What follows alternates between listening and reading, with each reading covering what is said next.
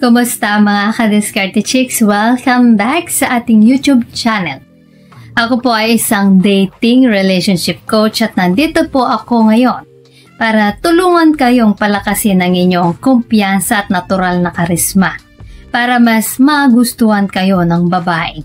Sa video na ito ay ibabahagi ko ang mga sikreto kung paano mo siya mapapaisip sa'yo ng mas madalas, kung paano mo mapapanatili ang interes niya, at sa dulo may ibibigay akong isang linya na sobrang epektibo para lalo siyang mahulmaling sa'yo. So tara na, wala nang paligoy-ligoy pa at simulan na natin.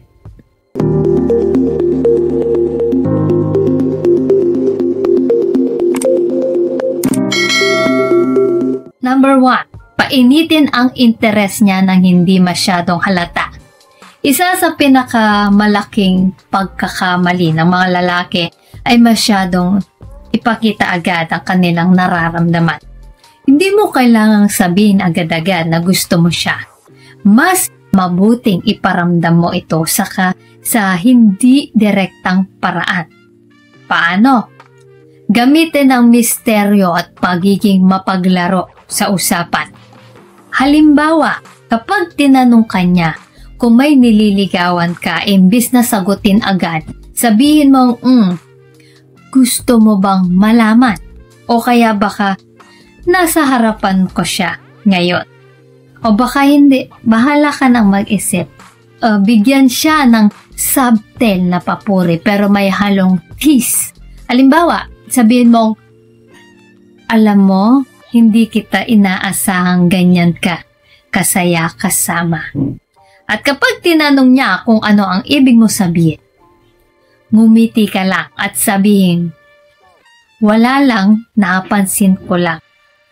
Ang ganitong approach ay nagdadagdag ng excitement at nagpapalakas ng curiosity niya sa'yo. Number 2, dahan-dahanin.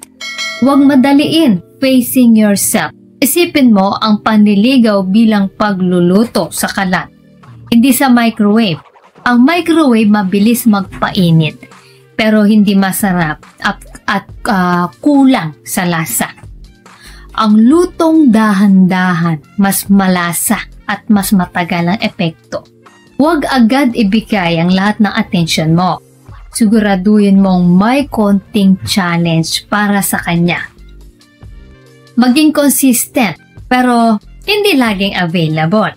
Kapag masyado kang laging nandyan, mawawalan siya ng excitement. Mas mainam na sa bawat pagkikita ninyo ay may bagong level ng kilig at interes para hindi siya magsawa. Pero bago po tayo magpatuloy, kung hindi ka pa nakakapag-subscribe, baka naman, i-hit mo ng subscribe button. Now na. As in now na. Thank you. So, number 3. Maging kumpiyansa at siguraduhin mong alam mo ang gusto mo. Maraming lalaki ang natatakot lumapit sa babae na tingin nila ay masyadong maganda para sa kanila.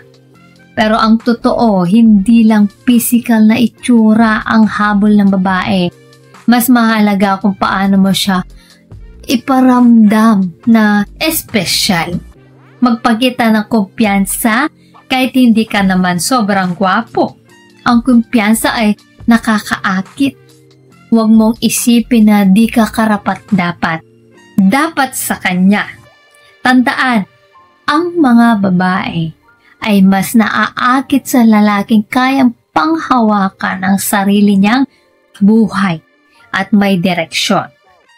Huwag magtago sa likod ng kahinaan mo. Kung may gusto kang gawin mo. Ang pagiging pursigido ay isang katangian na gustong-gusto ng mga babae.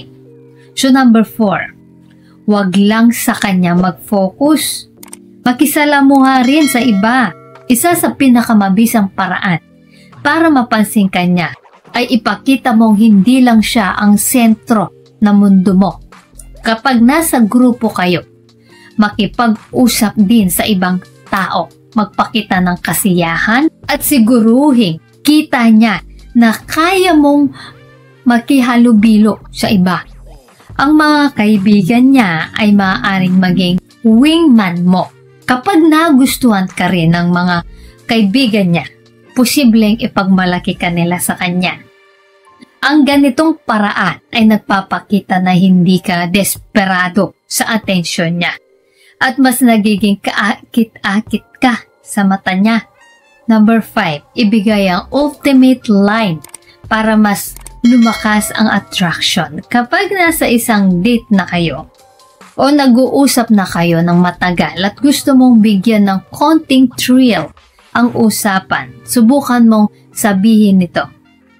Alam mo, hindi kita inaasahang magiging ganito ka kagiliw kasama. Kapag tinanong niya kung anong ibig mong sabihin, sagutin mo ng wala lang, mas nagiging interesting ka sa akin habang tumatagal. Ang ganitong linya ay magpapaisip sa kanya. Hindi niya alam kung ano eksaktong ibig mong sabihin, kaya magiging mas curious siya sa iyo. At yan mga kadiskarte chicks, sana ay may natutunan po kayo sa video natin ngayon. Tandaan, ang tunay na attraction ay hindi lang sa itsura, kundi sa kumpiyansa, misteryo at tamang diskarte. Bago po tayo magtapos, nais ko lang pong i-shout out ang ating mga masusugid na tagapanood na sina Favsky Backyard Chicken, Bellissimo Valdez, Adan Spa, Charles Edgar Louis Nicer, Boy Taps at kay Christian Leva watching from San Diego, California. Hello po dyan sa mga taga California at maraming salamat po guys sa support at panonood mga kadiskarte chicks. Kung may tanong pa po kayo, i-comment nyo lang po at sasagutin natin yan sa next video. Kung nagustuhan nyo po ang video na ito, ay huwag kalimutang mag-like, share, and subscribe para sa iba pang useful na content tulad nito. Maraming salamat sa panonood. Hanggang sa susunod na video, ingat kayo palagi. Let's spread love.